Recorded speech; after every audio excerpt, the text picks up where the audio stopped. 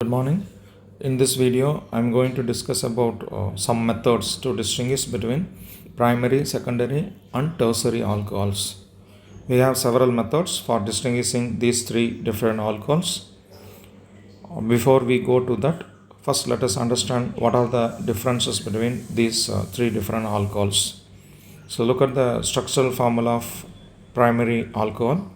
So this is the function group, alcoholic function group. The carbon which is directly attached to alcoholic function group is called as alpha carbon. So this is alpha carbon. See with how many alkyl groups that alpha carbon is directly attached. Now this is nothing but alkyl group, isn't it? So in this structure, that alpha carbon is directly attached with one alkyl group, isn't it? So that alpha carbon is primary alpha carbon. The nature of alpha carbon is primary alpha carbon. The alcohol which has primary alpha carbon is primary alcohol.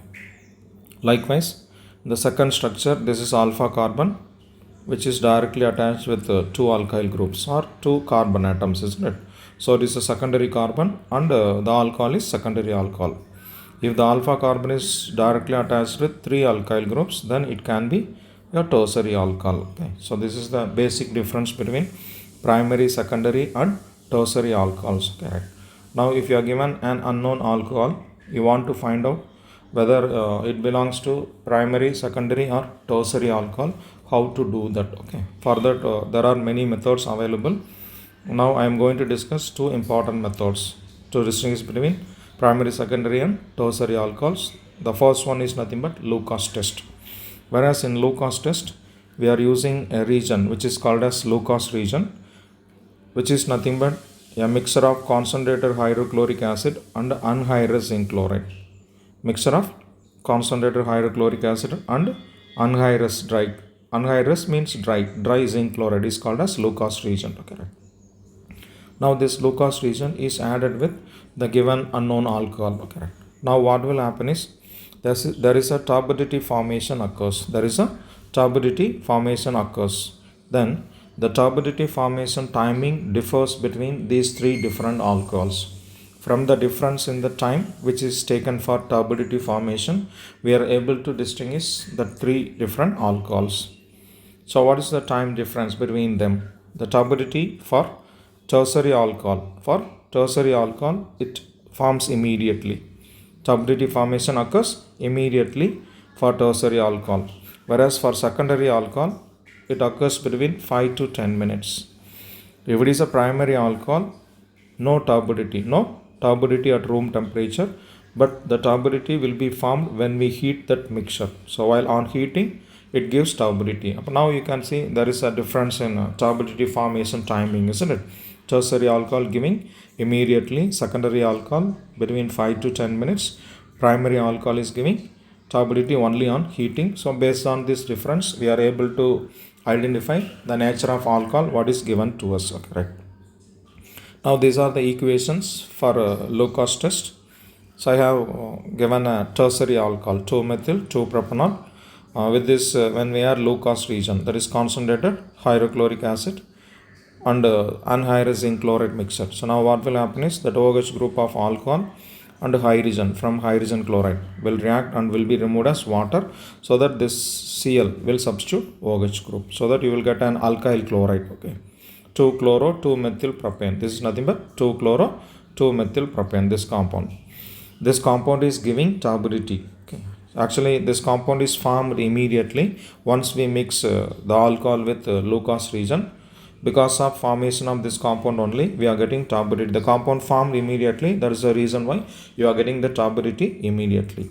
And one more thing, why the turbidity appears? The turbidity formation is because of the insoluble nature of the alkyl chloride.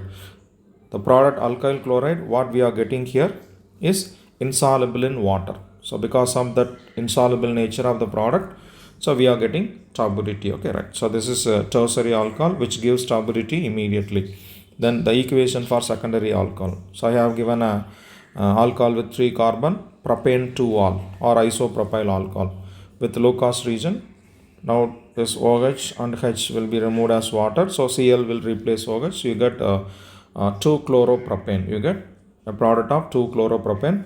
Then formation of this 2-chloropropane takes at least 5 to 10 minutes. That is the reason why we are getting turbidity only in the time, that is between 5 to 10 minutes. Okay, right.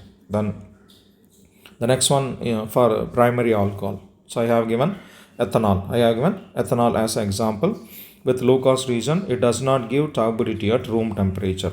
Or with primary alcohol, if we add Lucas region, no turbidity formation takes place at ordinary room or lab temperature.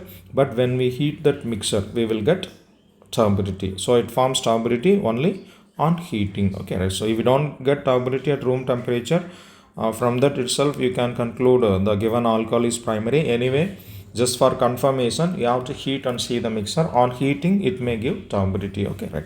So this is how to distinguish between primary, secondary and tertiary alcohols using Lucas test. Okay. Why the turbidity formation timing varies between the alcohols? That is only because of the difference in the reactivity. Whereas tertiary alcohol is more reactive than secondary alcohol, which in turn more reactive than primary alcohol with the Lucas region. Okay, this is the order of reactivity of the three alcohols only with Lucas region. Okay, it's not a general one. Okay, well, because of high reactivity, the tertiary alcohol is giving turbidity immediately, and between 5 to 10 minutes secondary alcohol. Because of less reactivity, because of least reactivity, primary alcohol is giving turbidity only on heating. Okay, and as I said already, the turbidity formation is because of insoluble nature of the product what we are getting. Actually, along with the product, you are getting water. The compound what you are getting as a product is insoluble in this water. Okay, that's why it looks as a turbid solution. Okay, so this is about Lucas test. Okay, then there is another method, very important method we use to distinguish between these three different alcohols, which is nothing but Victor-Meyer's test. What is it? Victor-Meyer's test. Whereas in Victor-Meyer's test, we add a set of regions one by one. So iodine in presence of red phosphorus first, followed by silver nitrite, and then nitrous acid HNO2, then finally caustic potassium hydroxide. Okay, so after addition of these regions, finally you may get a colored product. The color of the product formed at the end of the reaction differs between the alcohols. So from the difference in their color, we are able to distinguish the three different alcohols. Whereas primary alcohol is giving a red color product, secondary alcohol is giving a blue color product. With tertiary alcohol, if we add all these regions, finally it looks colorless. Okay, but now there is a difference in colored product formed between them, isn't it? So that's the reason why we are able to distinguish them. So just remember about RBC. So R stands for red, primary alcohol; B blue, secondary alcohol; C colorless for tertiary alcohol. Okay, right. Now let us see the chemical reactions for this colored product formation. Let us start with primary alcohol. So this is a primary alcohol, CH3, CH2OH, ethanol. When you add iodine in presence of red phosphorus. So now what is happening is a nucleophilic substitution reaction. That OH group is getting substituted by iodine, so that you are getting iodoethane, isn't it? Then next step, you are adding silver nitrite, AgNO2. Now there is a reaction occurs between silver and iodine. So silver iodide will be removed as byproduct. Now that NO2 group replaces iodine. So you get a nitro compound. You get a product what is nothing but nitro compound. Nitro compounds are generally named as nitroalkanes. This is a nitro compound with 2 carbon atoms, so that it can be called as nitroethane, isn't it? Right. Now with the nitro compound, we are adding nitrous acid. So this is the structural formula of nitrous acid. Nitrous acid molecular formula HNO2. It has structural formula HON double bond O. Here you have to note down one point, that when nitro compound wants to react with nitrous acid, it is supposed to have alpha hydrogen. If it has alpha hydrogen, that alpha hydrogens are removed as water. Now look at the nitro compound, what we are getting here.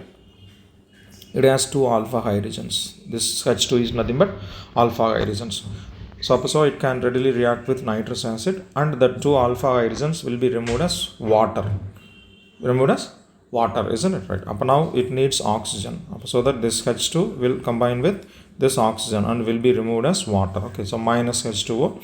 Now this double bond we have to link with this carbon. As a result of that, we are getting C double bond N single bond OH. See, I write it. I think you can easily understand that. Okay. So after removal of water, here C double bond N single bond OH. Correct. You get this product. This product is called as nitroxene. What is this called? Nitroxene. Nitroxene or nitrolic acid. Nitroxene or nitrolic acid. Okay, right. Next. So next, with that nitroxene or nitrolic acid, finally we are going to add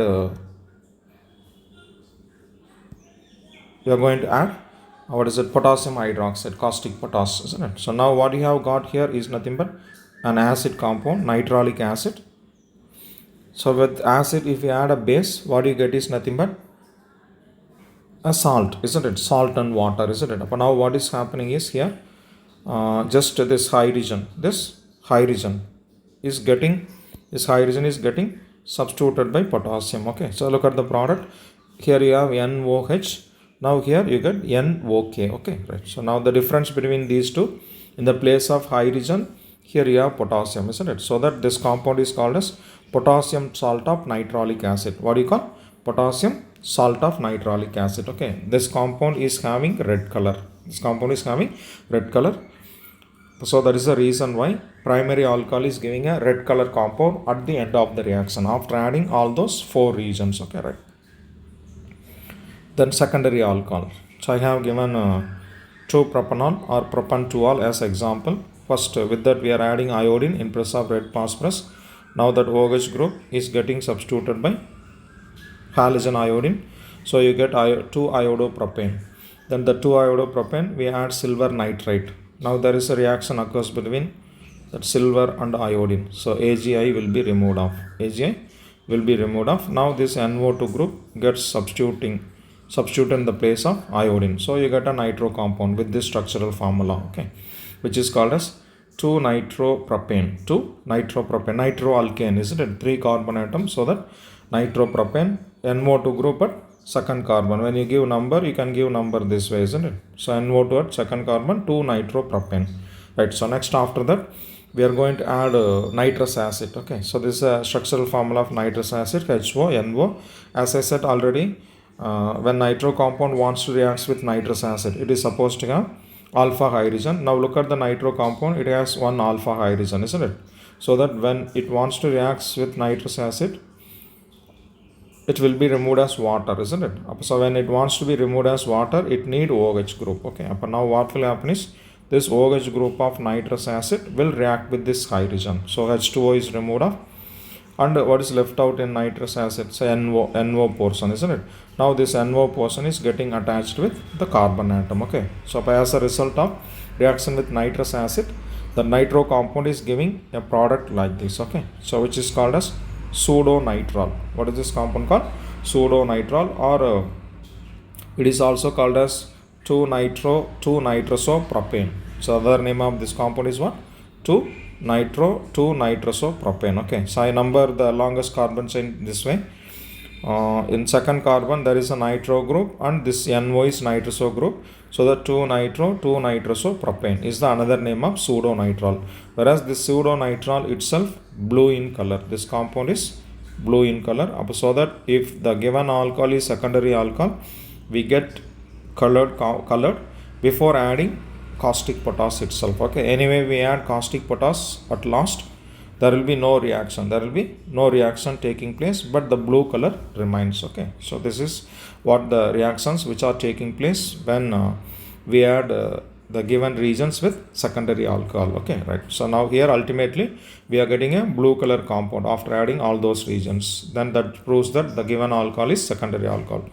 The last one, tertiary alcohol. So this is a structure of tertiary alcohol. It's nothing but 2-methylpropan-2-ol. So as usual, we add iodine first. Now that OH group is getting substituted by a halogen iodine, isn't it? So that you get 2-iodopropane. Next with silver nitrite. Ag and I reacts and AgI is removed off, minus AgI, isn't it? Then NO2 group comes to the place of iodine.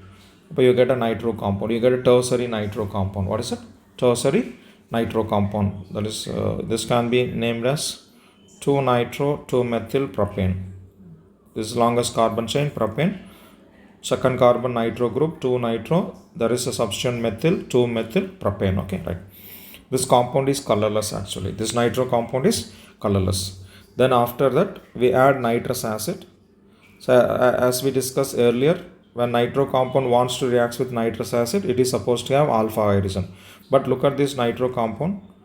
This alpha carbon doesn't carry any hydrogen at all, isn't it? So that this nitro compound does not have alpha hydrogen. So this will not react with nitrous acid. This compound will not react with nitrous acid. Which means that there is no more reaction. There is no more reaction takes place. Even if you add potassium hydroxide, no reaction occurs between nitro compound and potassium hydroxide also. Okay, so that no reaction, no further reaction, the compound looks colorless. Okay, right. The colorless, why no more reaction? That is due to absence of alpha hydrogen. Okay, right. Now in tertiary alcohol case, ultimately you are getting a colorless product. Okay, so that is how to distinguish between primary, secondary and tertiary alcohol using Victor Meyer's test. Okay, right. So now here we are distinguishing alcohols based on color of the product formation. We get red color for primary alcohol, isn't it? Red color for primary alcohol. Then blue color for secondary alcohol. Yeah, colorless product. Yeah, colorless product for tertiary alcohol. Okay, right. That's what about the two different methods which are used for distinguishing between primary, secondary and tertiary alcohols. Right. So I hope you understood. Thank you.